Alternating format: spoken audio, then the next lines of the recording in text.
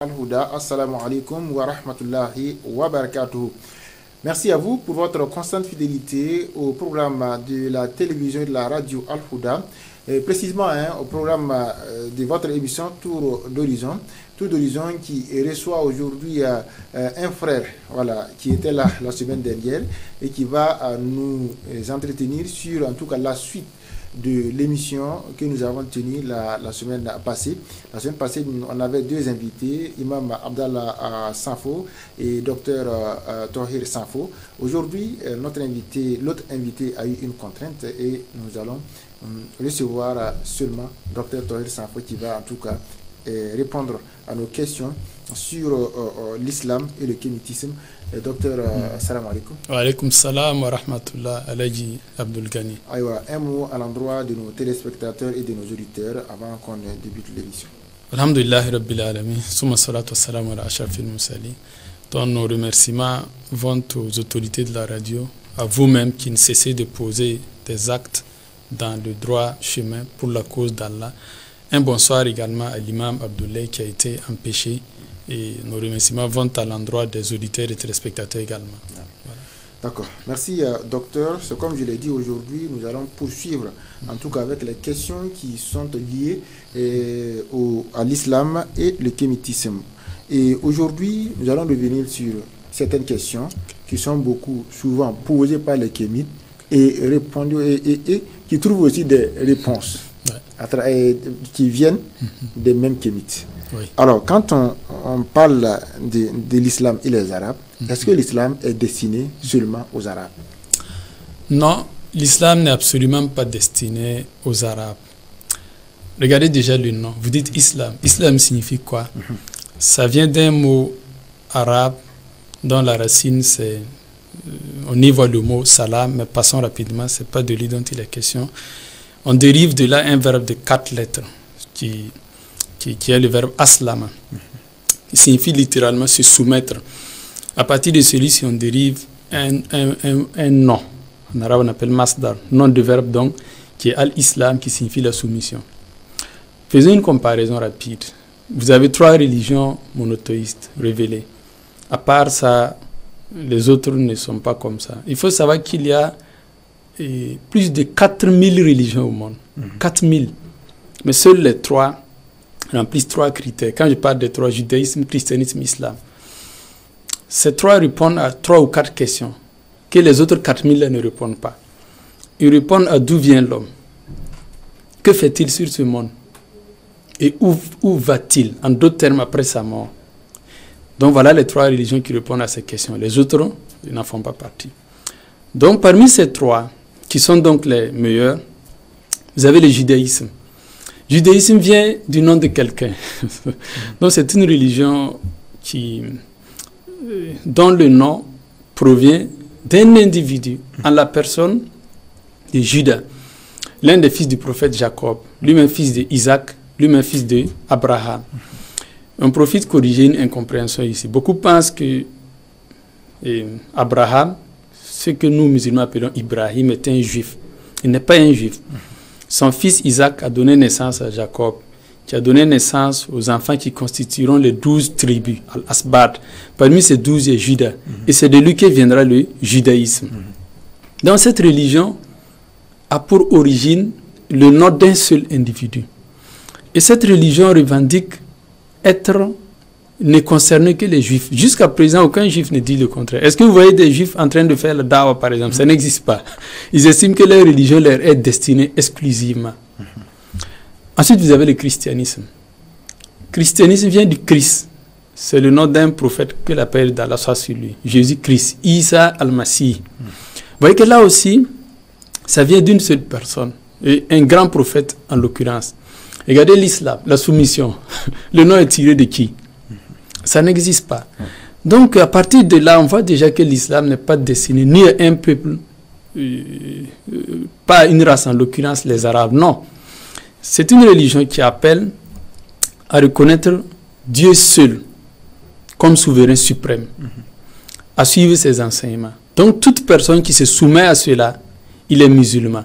Donc, pour résumer la réponse, non, l'islam n'est pas destiné qu'aux Arabes. Les Arabes faisant partie des humains, ils sont eux aussi des gens qui doivent recevoir l'islam. Mais ce n'est pas une religion qui leur est destinée. Voilà, il y a d'autres indices sur lesquels on peut revenir, mais pour vous donner une réponse courte, voilà.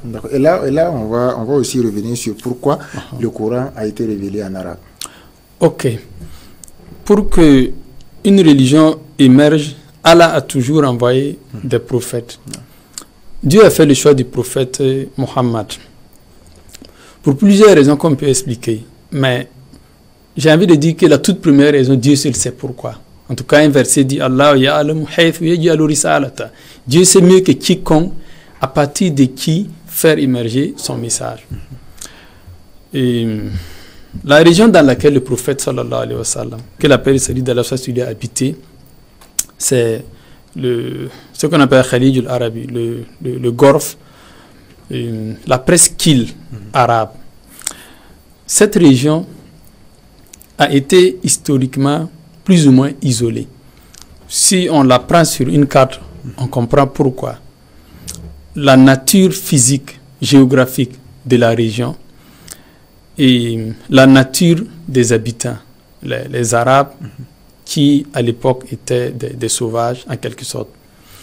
Donc ils se sont renfermés et Dieu leur a protégé de toute, pas de toute, d'une certaine influence étrangère. Donc ils sont restés un peuple relativement primitif qui garde sa nature humaine. Ça peut expliquer pourquoi est-ce que le choix a été fait ici. Je dis d'abord, la raison fondamentale, c'est Dieu qui la connaît. Et nous sommes sûrs que Dieu est sage, il ne fait rien au hasard. Mais entre nous humains, en étudiant l'histoire et la géographie, on peut tenter de répondre. J'ai déjà donné cette raison géographique. Donc, Dieu a choisi parmi les Arabes le prophète Mohammed qui ne parlait que la langue arabe. Comment est-ce qu'il va transmettre le message? Donc, il fallait commencer par les siens. Donc, Dieu lui a révélé le Coran en langue arabe et cela lui facilitait sa transmission. Mais élargissons le débat. Moi qui parle l'arabe, et on a tenté entre-temps de discuter pourquoi est-ce que l'arabe a été privilégié. Ce que j'ai dit sur le choix du prophète est valable sur le choix de la langue. Fondamentalement, Dieu sait pourquoi. Mais Dieu nous a inspiré quelques réponses. Comparons l'arabe et le français. Et cette information vient du doyen, le grand frère Soro, que je salue en passage. Par exemple, le français, et les mots du français lui parlent d'entrée lexicaux. En tout cas, c'est la même chose. C'est-à-dire, tout mot confondu, les dérivés, les radicales, tout ça. On dit que le français en compte 800 000. 800 000, c'est-à-dire ça ne vaut pas 1 million. L'arabe compte combien de mots, s'il vous plaît? 12 millions. Non. Voilà. Donc, ça fait 15 fois le nombre de mots du français, par exemple. On sait même que le français a emprunté plusieurs mots à l'arabe. Oui. C'est valable pour l'anglais et bien d'autres langues, telles que l'espagnol. Donc déjà, on voit que Dieu a choisi une langue capable de contenir le message. Voilà. C'est une langue qui est vaste. On l'a comparé au français 15 fois. C'est une langue qui est logique.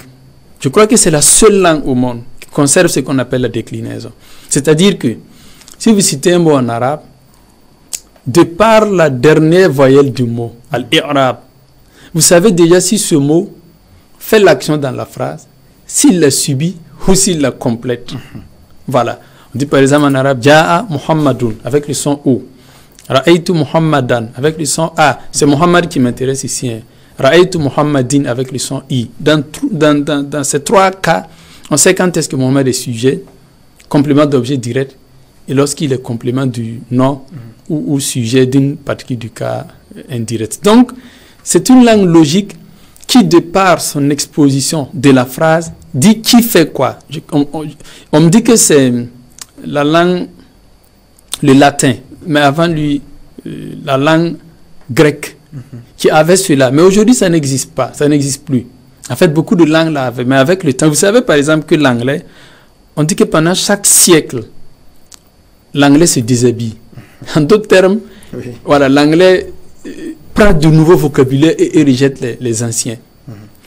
Ce qui n'est pas le cas de l'arabe. Donc l'arabe est une langue ancienne qui a su se conserver. On a parlé de la déclinaison. Vous me rappelez une histoire là. C'est pas une histoire, c'est des faits racontés par un savant. Il dit qu'actuellement, aux États-Unis et un peu partout, les administrateurs ont donné l'ordre de transcrire. Oui, mais un autre. Traduire, merci. La traduction, okay. Les archives en arabe. Pourquoi?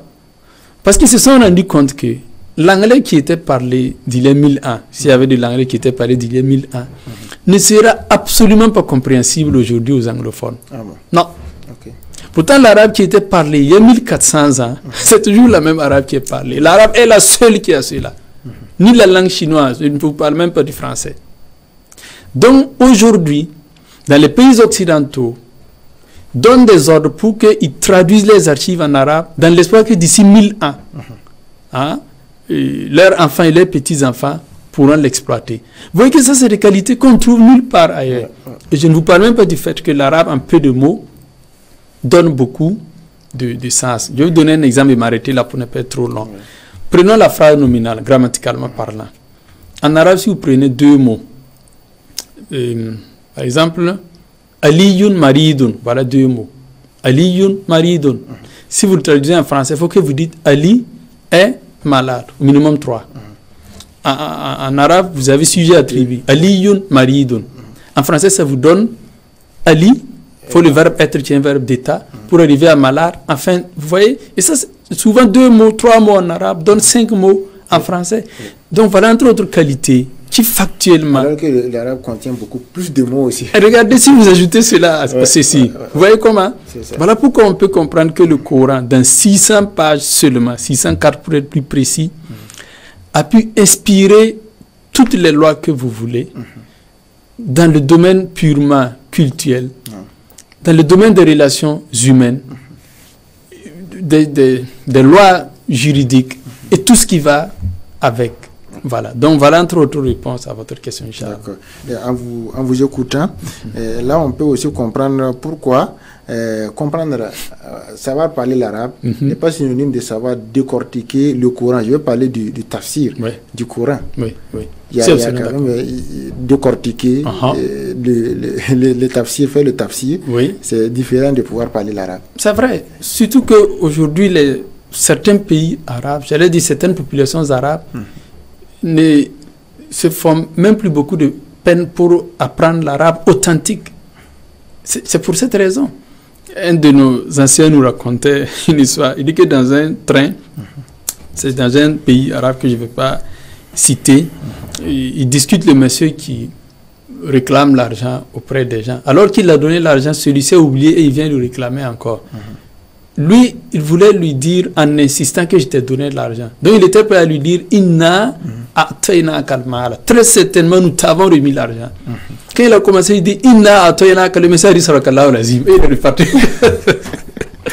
C'est-à-dire ce monsieur ne fait même plus la différence. Entre les deux phrases là. Voilà.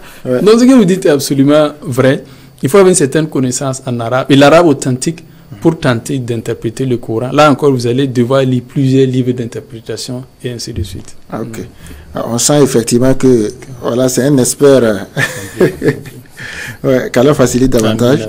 Et qu'Allah facilite vraiment davantage le savoir. Merci. Voilà, Inch'Allah. Donc, là, j'ai envie de poser maintenant cette question. Est-ce qu'il n'y avait pas de noirs aux côtés du prophète alayhi salatu wa salam quand la religion islamique lui a été révélée? La réponse est oui. Non seulement il y en avait, mais il semble être le seul.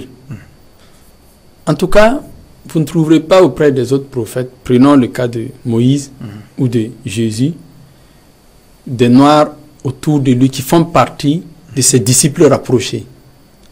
En tout cas, s'il y en a, je n'en ai pas information. Je pense qu'il n'y en a pas eu.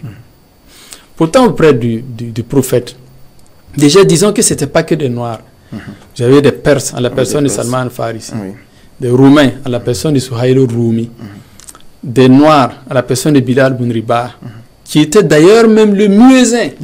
Être le muezzin, c'est un privilège. À tel point qu'on dit que certains partaient dire au prophète que Bilal ne distingue pas entre les signes et les sordes. Lorsqu'il fait l'appel, voilà, il faut dire Hayya ala salah.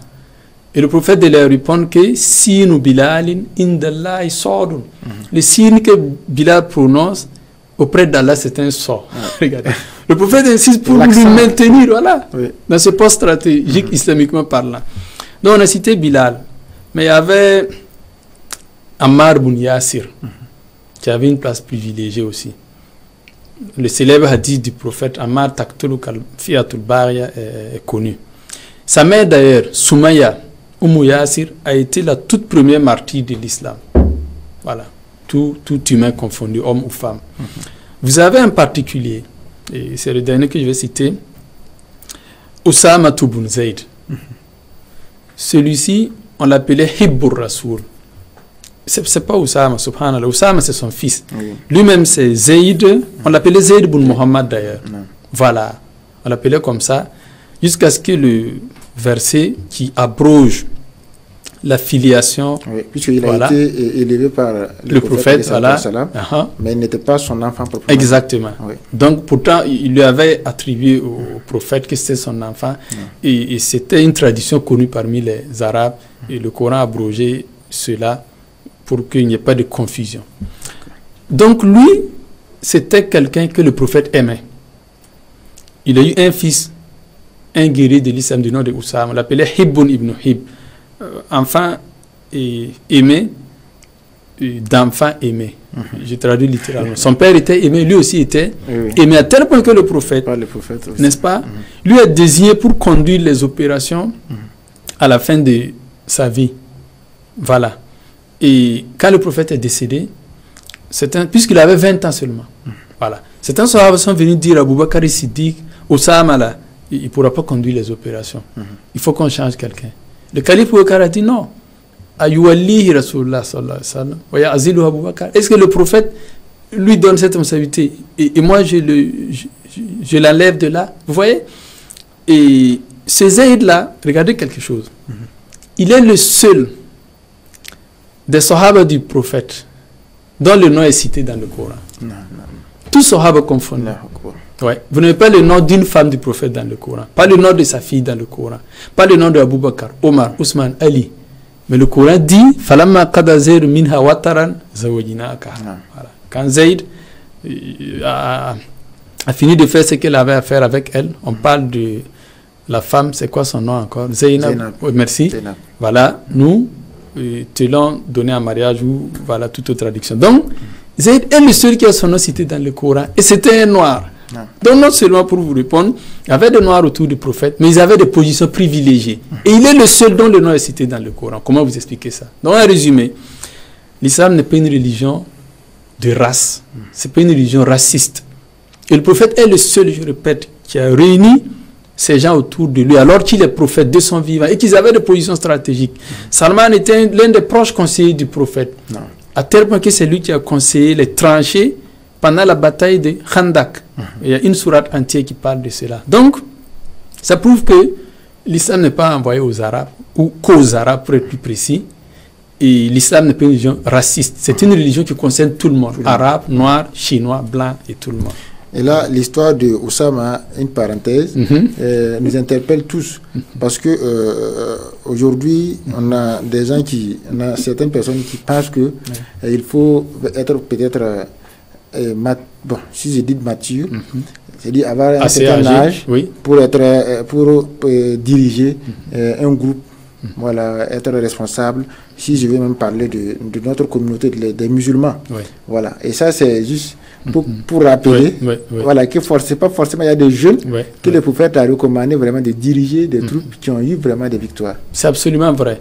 Autant il est vrai que l'âge, a priori, permet d'avoir de l'expérience, donc de la sagesse, même si ce ne sera pas sur tout le monde.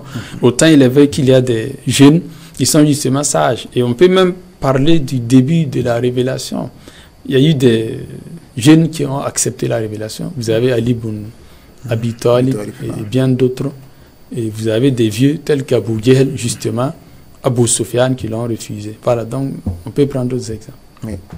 D'accord. Donc, laissez les jeunes voilà, diriger parfois, parce que ça peut quand même souvent nous gérer.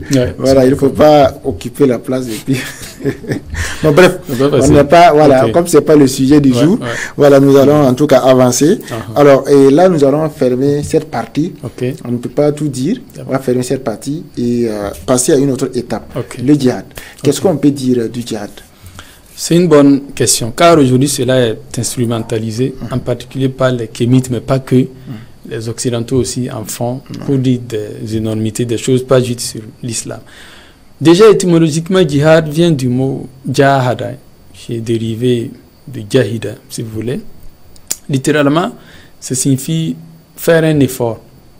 Donc, techniquement, le premier sens du djihad, c'est faire un effort dans la voie d'Allah. Jihadun fi sabilillah. Faire un effort dans la voie d'Allah. Cela s'entend si vous prenez la charge d'une vieille qui marche sur la voie, vous le déchargez, vous portez, vous avez fait du djihad. Si vous partez nettoyer le lieu où les gens font leurs ablutions, vous avez fait du djihad. Si vous prenez des ordures sur la voie, vous avez fait du djihad. Et il y a deux djihad dans la vie, grosso modo. Là on quitte la petite définition pour aller vers les grandes. Et l'histoire célèbre du prophète qui revient avec sa sahaba d'une bataille qui n'a pas été facile. Il leur dit une fois de retour, nous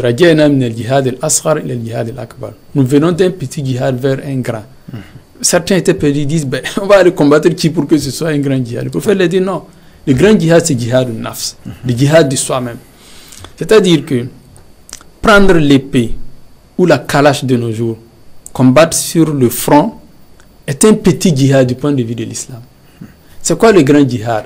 Combattre sa passion, regardez. Djihad ou nafs. Parce que le problème chez l'homme, c'est d'abord sa passion, le nafs. Dès le tout début, Allah nous a créés.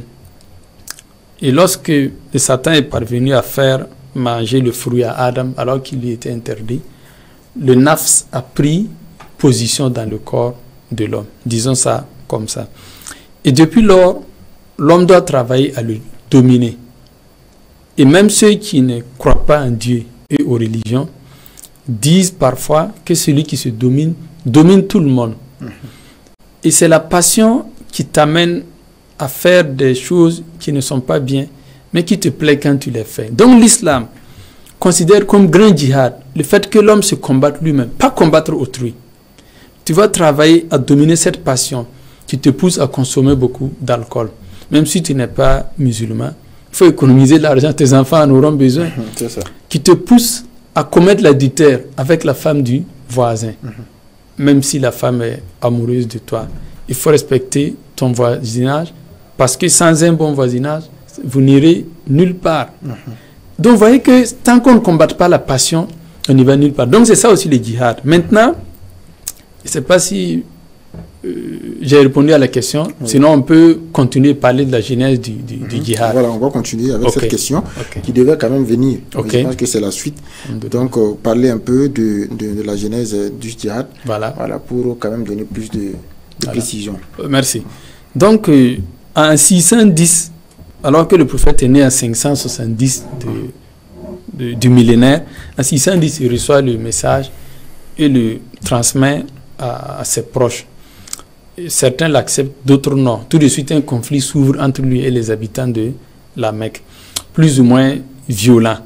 Donc, 13 années après, certains disent 10 années après, le prophète est contraint de migrer vers la Mecque parce que lui et ses hommes étaient persécutés nuit et jour, certains même assassinés. Je parlais de la femme noire, Soumaya Yassir, qui a été assassinée par Abu Jahl, et on peut donner plusieurs exemples. Donc, et lorsque ceux-ci décident de migrer vers Médine pour qu'on ne les anéantisse pas, les Qurayshites décident de retirer tous leurs biens.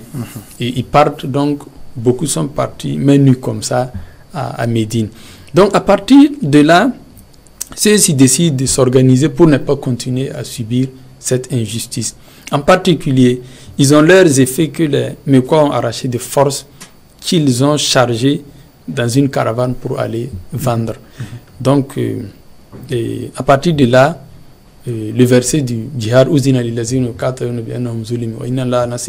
il est permis à ceux qui subissent la persécution, qu'ils ont le droit dorénavant de se défendre et qu'ils sachent qu'Allah est là pour les aider. Ce verset a été révélé. Mais pour celui qui ne croit pas, laissons le verset, continuons l'histoire. Donc à partir de là, le prophète ne va plus se laisser faire. Pendant 13 années de persécution, il décide qu'il ne se laissera plus faire. Donc le combat va commencer. Il y aura la bataille de Badr, puis Uhud, puis Khandak, pour ne citer que les très grands. Donc pour vous répondre, le djihad est d'abord institué comme une défense légitime. Vous êtes là, des gens vous persécutent, vous viennent vous attaquer, vous vous défendez. Il y a eu du djihad qui ont été faits pour sécuriser les frontières ou pour préparer une sorte de bataille anticipative. Ce qui se fait encore aujourd'hui. Lorsque les Américains ont envahi l'Irak, ils ont parlé de guerre préventive. Chez eux, on sait que c'est un mensonge. Après, on a su qu'il n'y avait pas d'armes chimiques ou de destruction massive, ce qui est une autre histoire. Donc, mis à part ces deux cas que j'ai cités, le djihad qui sécurise les frontières ou qui anticipe le danger, il a toujours été un combat fait en termes pour une légitime défense. Voilà, c'est toujours comme ça que ça a été. Et voilà, il y a d'autres choses à dire. Je ne sais pas si j'ai déjà répondu à cette question. D'accord. Merci, docteur. En tout cas, quand même, on a beaucoup dit, puisqu'il y a beaucoup aussi à dire. Et nous serons aussi surpris par le temps. On ne va pas rester, en tout cas, sur la seule question. Alors, c'est vrai, vous avez donné, en tout cas, des détails. Et je sais qu'en ce moment, quand on débute le djihad, c'est légitime. Alors, plus de détails sur ça, quand est-ce que le djihad devient légitime? Voilà. Par exemple, prenons un exemple concret. Aujourd'hui, vous avez un pays qui s'appelle la Palestine, dont injustement la communauté internationale, mettez ça en guillemets, depuis 1947 a jugé bon de donner 56% de ce territoire à des juifs que eux, communauté internationale, entendez par là l'Occident, persécutait plusieurs années auparavant. Notamment en Allemagne, on nous parle de 6 millions de juifs massacrés. Donc pour se laver de ces crimes qu'ils ont commis, eux, Européens, ils ont travaillé à réunir les Juifs dans un pays qui ne les appartient pas, la Palestine, et ils ont déchiré 56% du territoire pour les donner. Donc voilà un exemple concret. À partir de là, le djihad devient légitime. Ça incombe d'abord aux populations palestiniennes, mais à tout musulman, parce que c'est un territoire musulman, et pas n'importe lequel. C'est un territoire qui fait partie des 3 lieux saints de l'islam. Donc, on connaît l'actualité récente, c'est les Gazaouis, avec le Hamas en tête, mais d'autres factions, qui ont tenté justement dans cette droite ligne de légitime défense, de briser les murs d'emprisonnement qu'Israël a érigés autour de Gaza, avec des tours de contrôle, où il peut faire ce qu'il veut des Gazaouis. Pendant 15 ans, ils ont vécu sous blocus. Quand ceux-ci ont militairement défié ces murs, ont attaqué les camps, ça s'appelle du djihad, c'est de la légitime défense. On connaît la suite. Si les Gazaouis qui ont franchi le mur ont fait au maximum 1200 victimes, on sait que l'entité d'Israël est aujourd'hui à peu près au bas mot 60 000 personnes tuées, avec 80% de femmes et d'enfants. D'accord. Voilà. Alors en ce moment, est-ce que le prophète alayhi salatu wa salam et les musulmans en son temps avaient eu un ou des pactes avec les mécréants, si je peux bien m'exprimer ainsi? Voilà. Est-ce qu'il y avait eu des pactes entre eux? Il y en a eu. Des pactes de non-agression, quoi. Oh, il y en a eu. Oui.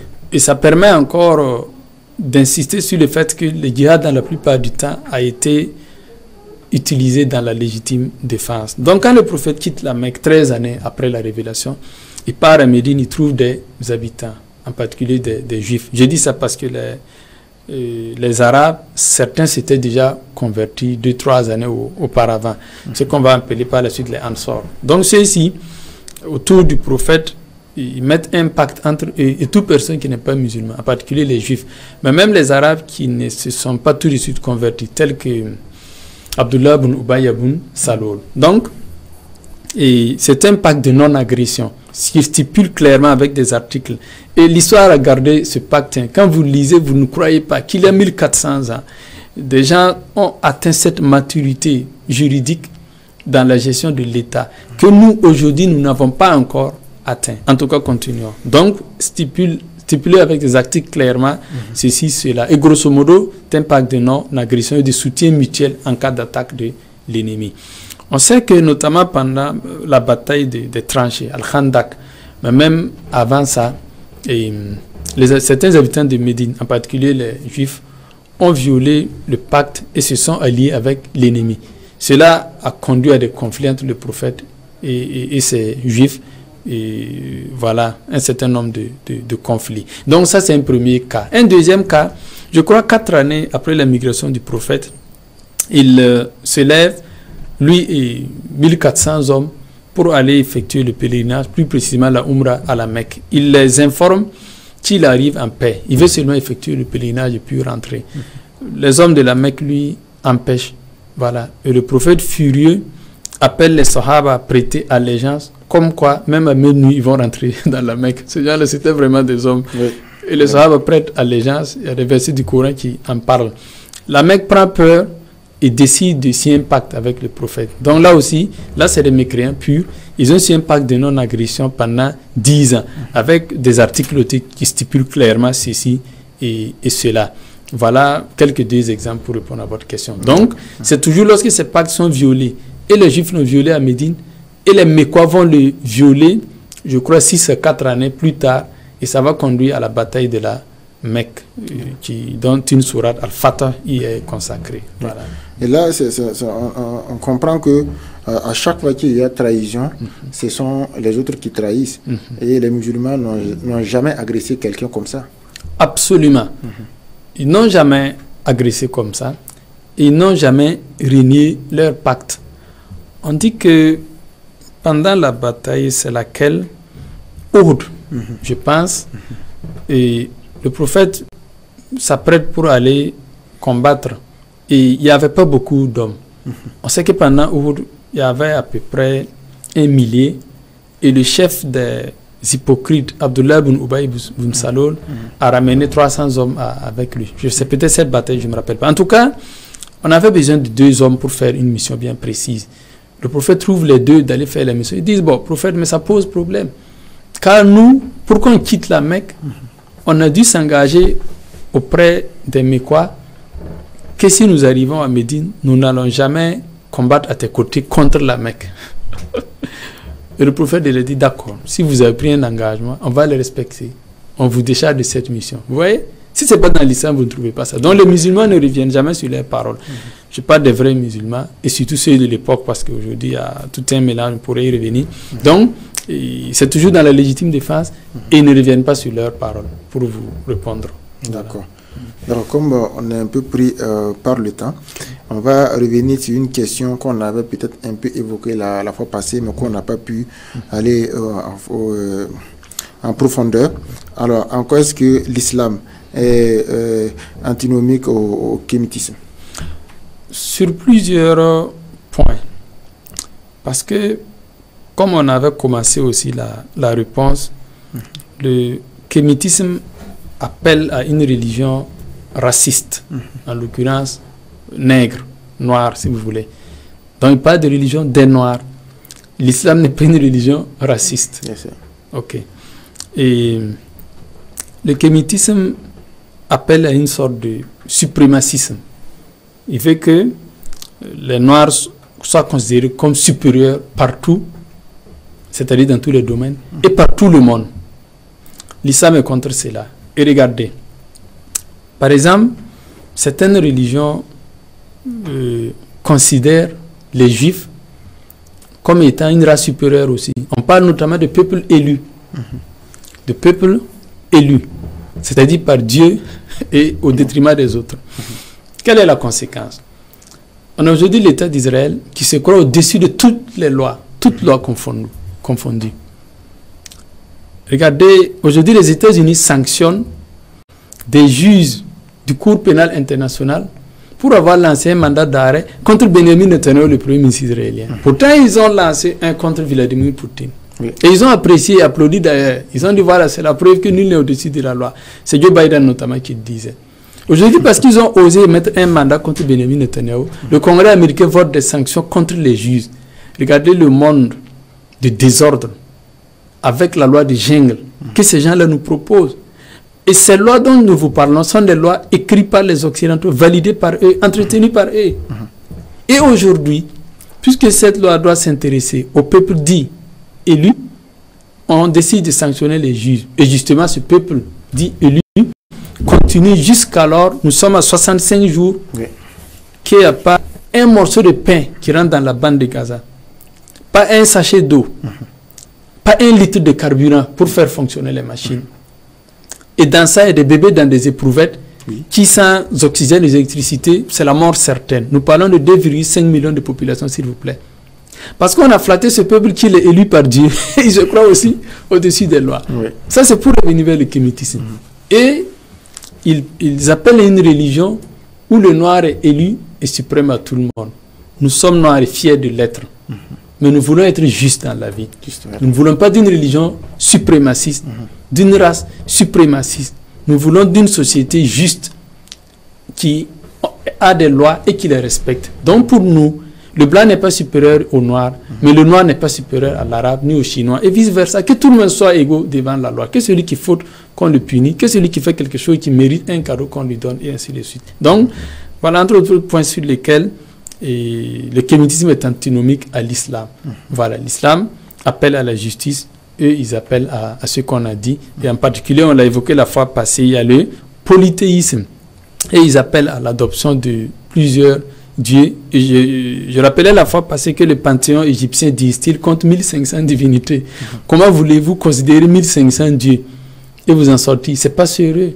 L'islam dit Inna hazihi ummatukum ummatan wahida wa ana rabbukum fa'budun. Cette communauté est la vôtre et je suis le seul Dieu au-dessus. Allez-y adorer moi. Regardez. Donc l'islam trace là d'abord les voies d'une nation, pas de communauté. Et il dit vous avez une boussole, c'est Dieu.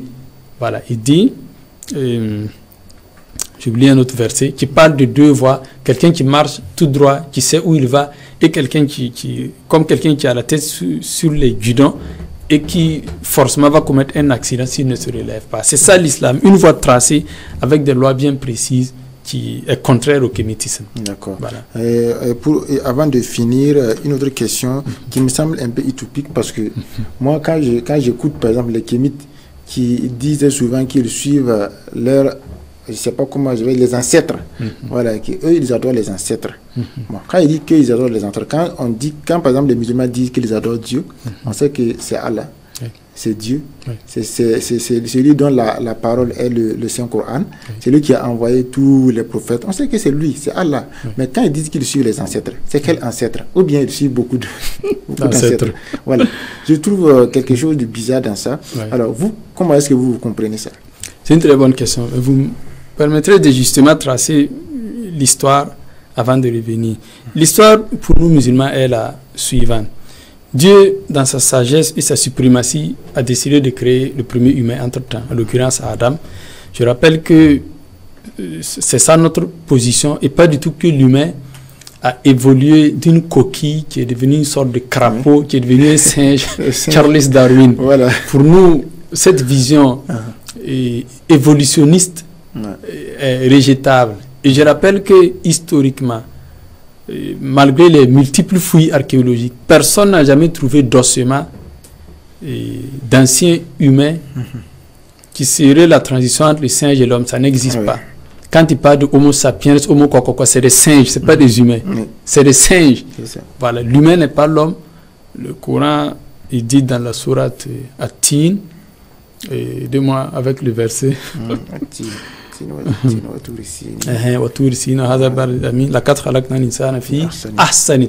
ce que je voulais. Allah a créé l'homme, il lui a façonné de la meilleure des façons. L'homme n'est pas du tout un singe, il n'est pas issu d'un singe, c'est faux. Ok, passons. Donc, de Adam, et après quelques générations, les humains ont commencé. C'est Iblis qui a égaré Adam au paradis, continue de l'égarer sur terre. Donc Dieu va envoyer des prophètes qui vont les guider. Les 5 grands prophètes sont connus, Noé, puis, je cite chronologiquement, puis Abraham. Noé, on a le mal à le situer. Abraham, on pense que c'est 2000 avant Jésus-Christ. Après, vous avez Moïse. Nous, pour ceux qui... C'est bien, merci. Voilà. Après, vous avez Ibrahim. Ensuite, vous avez Moussa ou Moïse, d'autres parlent de 1700 ans avant Jésus-Christ, d'autres donnent d'autres dates. Après, vous avez Jésus en allant 0 Issa, et ensuite le prophète en 610, Mohammed sallallahu alayhi wa sallam. Maintenant, tous ceux que j'ai cités étaient musulmans, parce qu'ils se soumettaient à Dieu. Je dis ça parce que les écritures saintes judaïques vont citer beaucoup et dire qu'ils sont juifs. Donc, ça concerne et la religion et la race. Pas l'islam.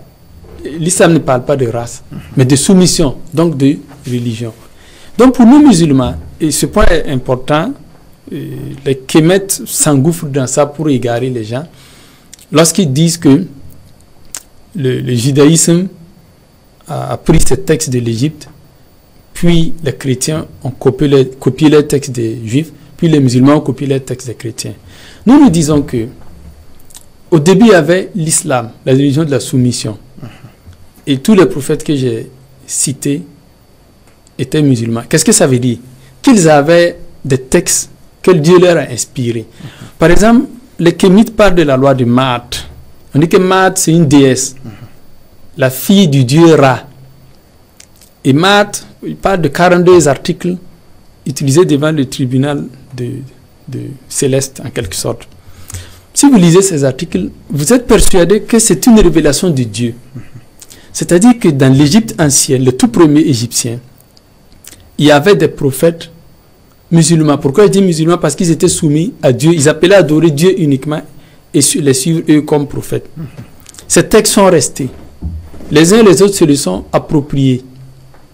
Et les Kémètes disent que ces textes, c'est de là qu'Abraham les a pris. C'est-à-dire que s'il y a des textes tels que les 42 articles dont je pensais, qui ne sont pas de la création de la race égyptienne en tant que telle, mais plutôt une inspiration venue d'un prophète que Dieu a envoyé. Donc de là, ces textes même étaient musulmans, c'est ça qu'il faut dire. On ne va pas dire qu'ils sont africains et qu'après les autres sont venus prendre. Le temps ne me permet pas d'aller plus loin, mais je vais tenter d'aller répondre maintenant à votre question. Donc on a cette histoire, relancez-moi un peu, je suis en train de perdre la question. Oui, la question, la dernière question que nous avons posée. Oui, elle-même. Voilà. Il s'agit bien de, par exemple, les kémites qui disent adorer les ancêtres. Voilà, merci. Voilà. Merci. Donc, c'est une bonne question. Et la toute première question, c'est quand est-ce que commence leur adoration? Parce qu'il faille quand même partir d'un ancêtre zéro, d'un tout premier ancêtre. Et votre question est pertinente en ce sens que le tout premier humain n'avait pas d'ancêtre. Ça n'a pas de sens. Il y a eu un tout premier humain quand même. Lui, il adorait qui? Si la religion vraie commence par l'adoration des ancêtres. Ici, on vient par exemple au Burkina. Le tout premier ici. Lui n'avait pas d'ancêtre. Il n'avait pas d'ancêtre. Mais il adorait. Voilà. Donc, la toute première religion, c'est la soumission à Dieu, le monothéisme qui adorait un Dieu unique. Donc, si on prend au Burkina ici, là aussi, est-ce qu'on parle de tous nos parents morts? Ou bien comment on fait le tri pour savoir quel est l'ancêtre à adorer et quel est l'ancêtre à ne pas adorer? L'islam nous enseigne qu'il y a une autre existence. Le mot arabe, c'est djinn. Chez nous, à Mori, il y a plusieurs mots, notamment par des Zindamba. Et ceux-ci font partie de la race de Iblis, le Satan. Il faisait partie d'eux. Et puisque Satan lui adorait, nous enseignent les exégètes, Dieu lui a mené au ciel pour l'honorer pour cette raison. Et à cause de cela, il était avec les anges. Donc, entre-temps, puisque sa race n'adorait pas Dieu, entre-temps comme il le fallait, Dieu les a anéantis. Et Iblis, lui, a été épargné. Donc, ce Iblis-là, après avoir fait ce qu'il a fait avec Adam, a connu le châtiment que vous connaissez. Donc, lui, sa descendance sont les djinns. Pourquoi est-ce que j'aborde ce sujet? C'est parce que ce sont eux qui nous manipulent et qui nous amènent à penser que les ancêtres sont capables de faire pleuvoir la pluie, par exemple, ou de recevoir un poulet pour faire quelque chose. Pourquoi? Parce qu'ils sont capables de prendre l'apparence physique de quelqu'un pour se présenter. Vous avez aujourd'hui des coachs qui s'affichent à la télé, en tout cas dans les vidéos, et disent qu'ils peuvent vous faire aller rencontrer votre arrière-arrière-grand-père. Je ne sais pas si le monsieur vient physiquement ou pas, je n'y suis jamais allé. Mais je parie que s'il y a des images qui vous semblent faire voir votre arrière-grand-père, sachez que c'est l'un des enfants de Iblis qui est venu se présenter.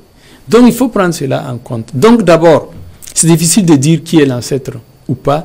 Et quand bien même il y aura des gens qu'on semble vous faire présenter, sachez que c'est Iblis. Sinon pour nous musulmans, Dieu seul a l'ordre de faire ou de ne pas faire et la capacité. Il n'y a pas d'ancêtre qui soit capable de faire ou de ne pas faire. Voilà. D'accord. Et voilà qui est bien dit pour être en tout cas une belle conclusion. Docteur Tohir Sanfo, nous sommes encore en tout cas pris par le temps puisque le sujet est très important et très intéressant. Donc nous pouvons en tout cas peut-être la prochaine fois revenir encore sur un sujet qui concerne ou attaquer en tout cas d'autres angles qui concernent en tout cas ce même thème. Nous pourrons aussi, en tout cas prochainement, aborder d'autres sujets importants, intéressants dans votre émission Tour d'horizon qui est de retour et qui, Inch'Allah, fera en tout cas son bonhomme de chemin. Et merci à vous qui nous avez en tout cas suivis, que ce soit à la télé ou vous nous avez également écouté à la radio. Et merci à la partie technique qui a enregistré cette émission et qui diffuse également. Docteur Tohir Sanfo était notre invité aujourd'hui. Imam Abdallah Sanfo qui a eu une contrainte qui n'a pas pu se présenter ici. Pour ceux qui nous écoutent à la radio, je suis Abdulghani Sanfo. On se donne rendez-vous la semaine prochaine pour un autre numéro de votre émission Tour d'horizon. D'ici là, portez-vous bien. Wassalamu alaikum wa rahmatullahi wa barakatuh.